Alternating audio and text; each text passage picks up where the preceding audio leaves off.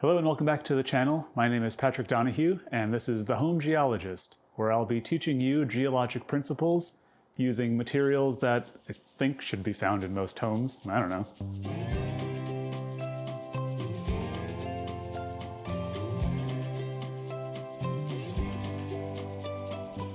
Today we're going to be talking about hardness and streak, two related component properties of minerals, where hardness is essentially the strength of a mineral's component materials, how well it holds the crystal together, whereas streak is the characteristic color that a mineral exhibits once it's powdered on a streak plate. And it has to be powdered because, take for example this serpentine, which is a very bright green.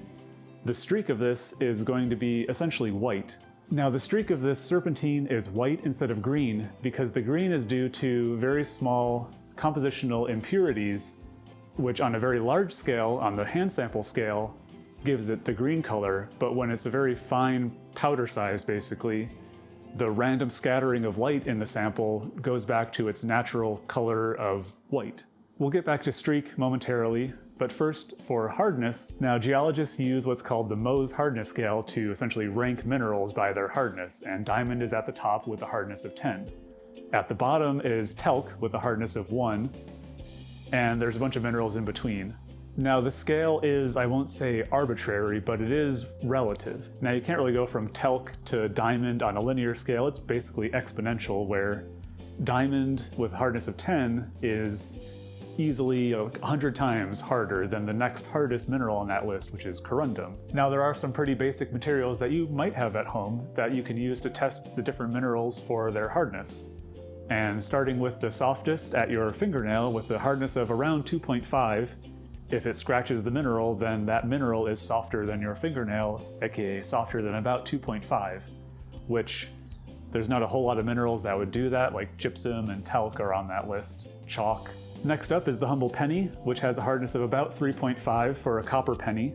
And jumping up from there, a pocket knife typically has a hardness of around 5.5.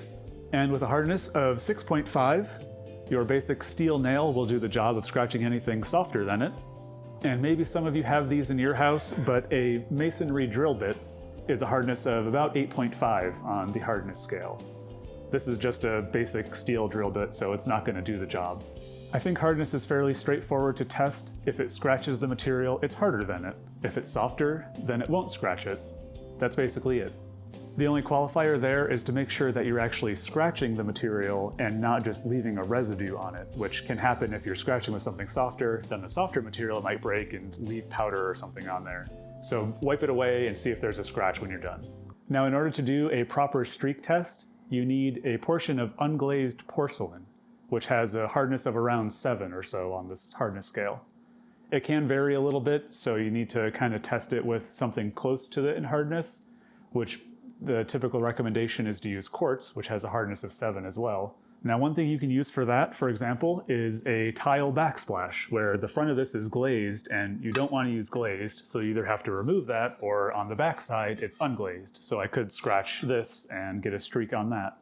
Now, a lot of people might not have tile backsplash just lying around their house, so follow me and we'll go find some substitutes. Concrete will do the job, although I think we'll leave this here. But before I go, I wanted to point out that you've probably been using streak your whole life with pencils.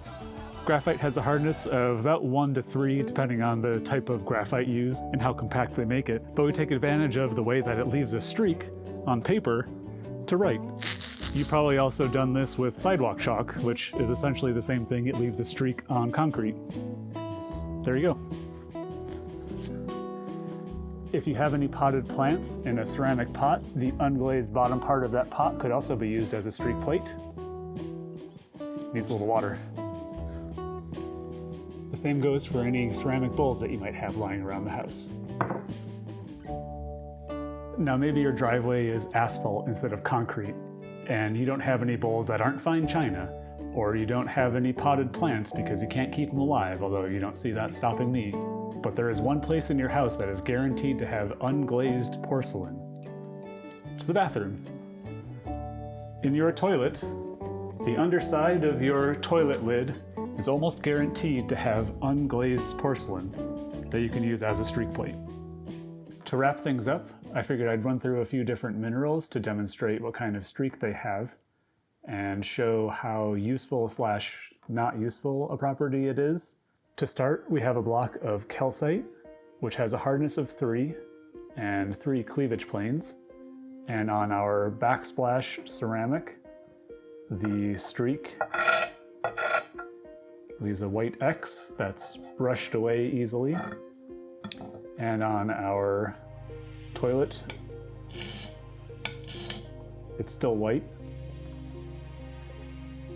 and it brushes away easily. So calcite has a white streak. And I wanted to show fluorite as well because if you recall the specific gravity video, these can be kind of impersonators of one another.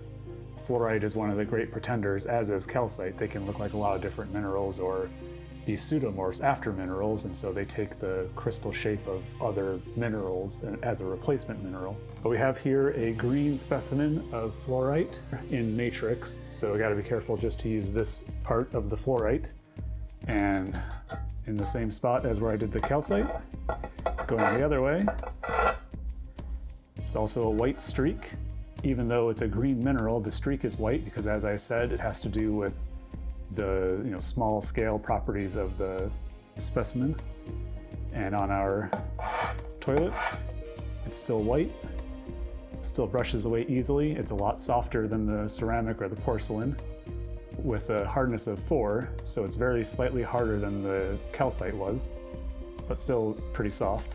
Next is this amalgam of different minerals from Idaho, where there's the things that you see winking in the light there are muscovite or mica, and there's some garnet in here, so there's a very wide range difference in terms of minerals and their hardness. And so what I'll do is rub this part of the mica on the ceramic or the porcelain here, and maybe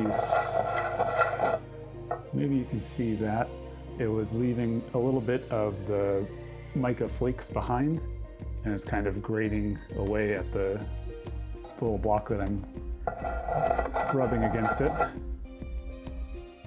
But it's basically a white streak. There might be something else in there too, but it feels very soft when going against the porcelain. Next, from this augite tuff, where there's augite crystals in a volcanic tuff, which I thought was pretty cool, leaving a streak. On the tan background, it's basically white, and on the porcelain, white to potentially a little bit greenish tinged. This is an almost citrine piece of quartz, which has a hardness of 7. And let's see, we'll go in this square here. And so I made an X there, which doesn't quite rub away. And if you can hear that difference in the way that it's scratching. It's not really doing too much to the quartz either, so they're probably pretty similar in hardness. And that's one of the limitations of streak, where anything harder than the hardness of the streak plate that you use, you can't get a streak from. And so anything with a hardness greater than 7 won't leave a streak. And so far, all of the streaks have been white, which a lot of minerals have a white streak, so it's also not very helpful in determining that in a lot of cases. It is useful for a lot of the metals and things with, say, iron in them. The last sample I have is a bit of hematite sand from Upper Michigan. I took out a very small piece of that hematite sand, and we'll see what streak it gives us.